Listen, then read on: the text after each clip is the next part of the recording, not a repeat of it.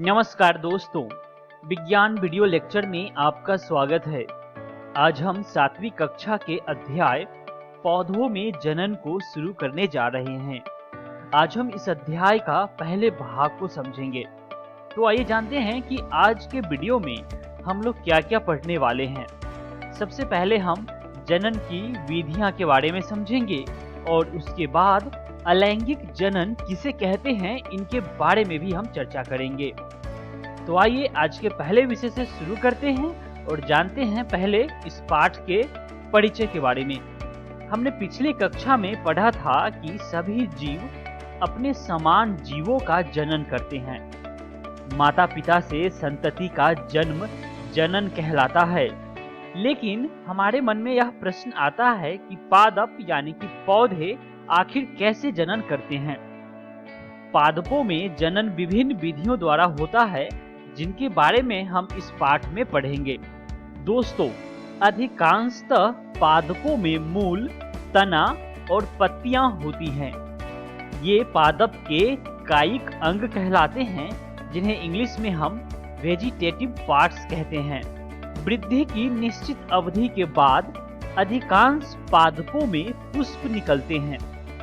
इस तरह पुष्प पादप में जनन का कार्य करते हैं। वास्तव में पुष्प पादप के जनन अंग होते हैं। किसी पुष्प में केवल नर जनन अंग अथवा मादा जनन अंग या फिर दोनों ही जनन अंग हो सकते हैं। पादप यानी कि पौधे अनेक विधियों द्वारा अपनी संतति उत्पन्न करते हैं।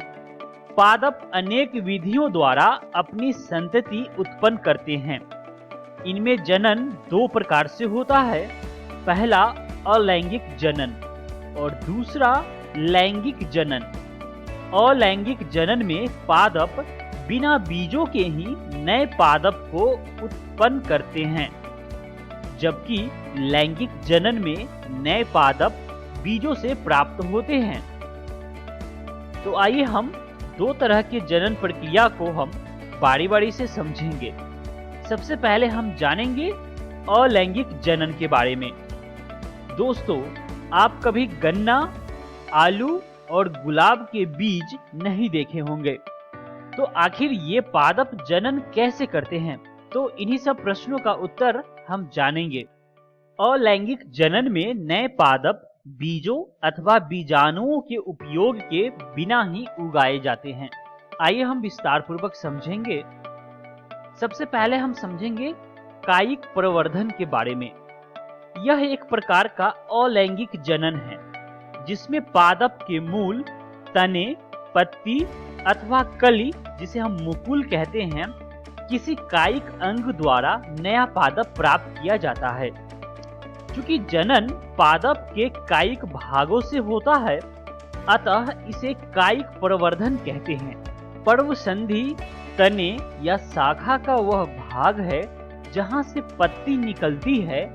शाखा के इस टुकड़े को कर्तन या कलम कहते हैं, जैसा कि चित्र में तीर के निशान से दिखाया गया है। कलम को मिट्टी में दबा देने से और उसके बाद प्रतिदिन पानी देने से इसकी वृद्धि को देखा जा सकता है, जैसा कि आप चित्र में देख रहे हैं। आपने पुष्प कलिकाओं से पुष्पों को खिलते देखा होगा। पुष्प कलिकाओं के अतिरिक्त पत्तियों के कक्ष यानी कि पत्ती के पर्व संधि से जुड़ाव का बिंदु में भी कलिकाएं यानी कि मुकुल होती है। ये कलिकाएं प्ररोहों यानी कि अंकुरों के रूप में विकसित होती है और कायिक कलिकाएं कहलाती है, जैसा कि आप चित्र में देख रहे हैं। कली में एक छोटा तना होता है, जिसके चारों ओर अपरिपक्व पत्तियां एक दूसरे के ऊपर अध्यारोपित रहती है। कायिक कलिकाएं भी नए पादप को जन्म देती है। दोस्तों, आप चित्र को ध्यान से देखें और समझने की कोशिश करें।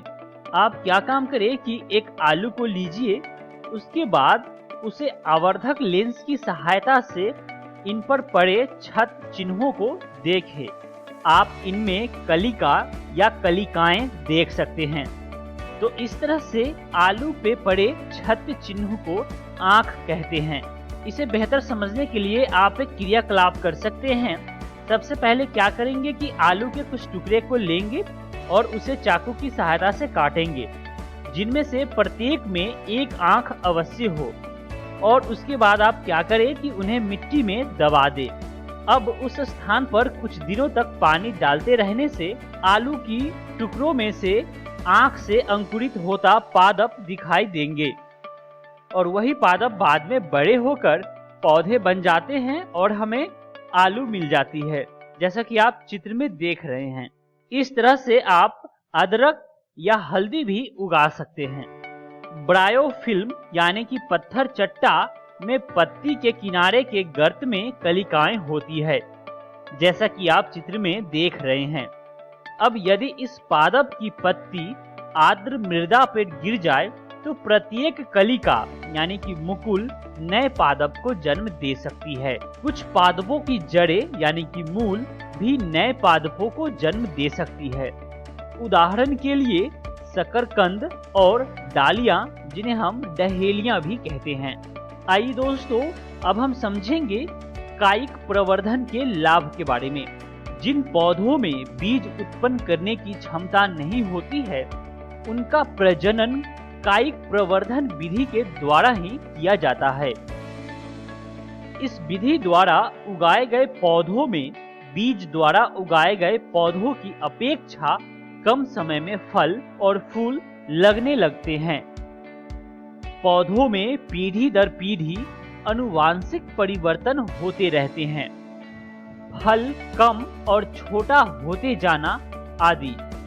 जबकि कायिक प्रवर्धन द्वारा उगाए गए पौधों जनक पौधों के समान ही फल फूल लगते हैं। आइए दोस्तों, अब हम समझेंगे मुकुलन यानी कि बडिंग के बारे में।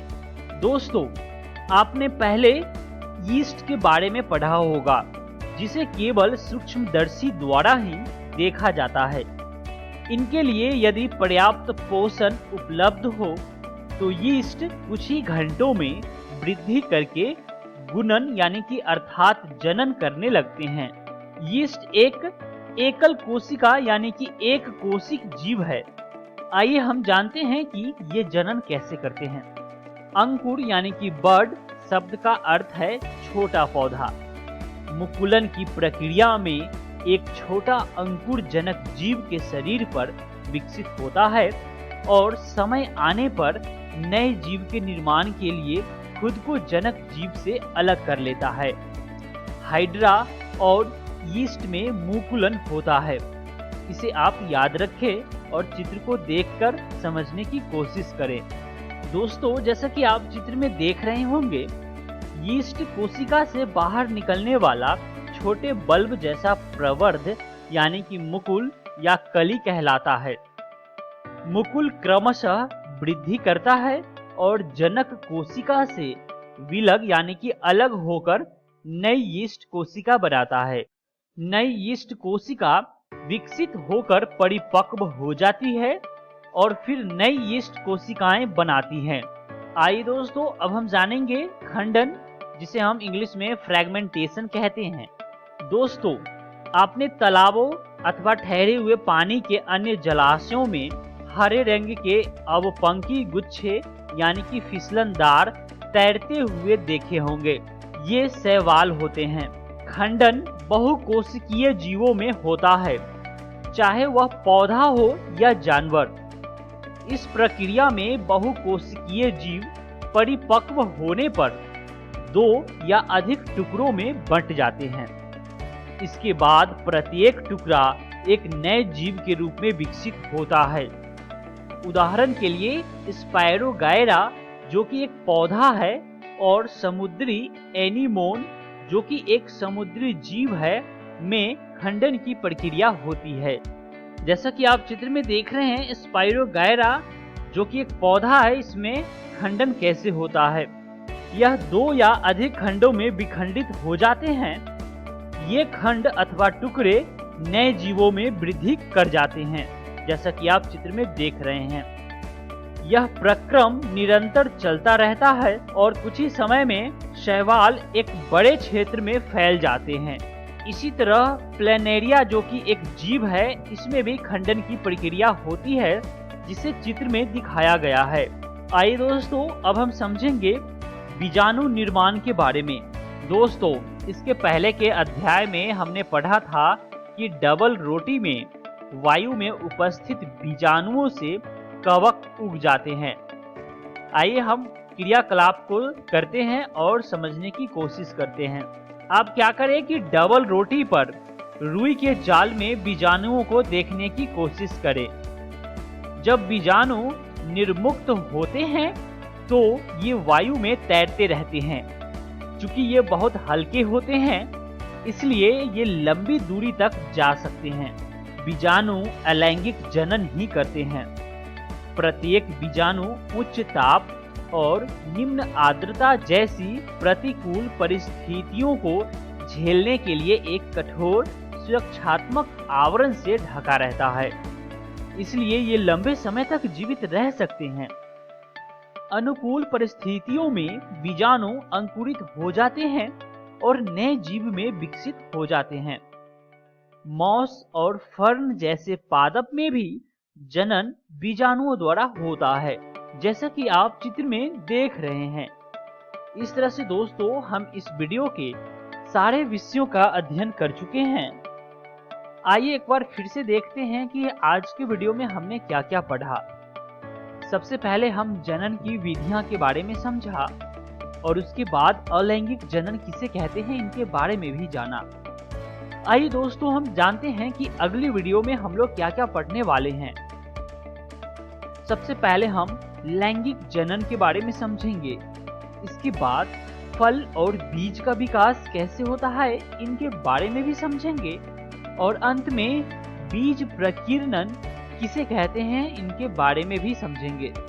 आशा करता हूं कि आप सभी को आज का वीडियो पसंद आया होगा। इस अध्याय को विस्तार पूर्वक पढ़ने के लिए JCERT की 7वीं कक्षा की विज्ञान पुस्तक से अध्याय पौधों में जनन से पढ़ सकते हैं। मिलते हैं अगली वीडियो में अध्याय के अगले भाग में। धन्यवाद।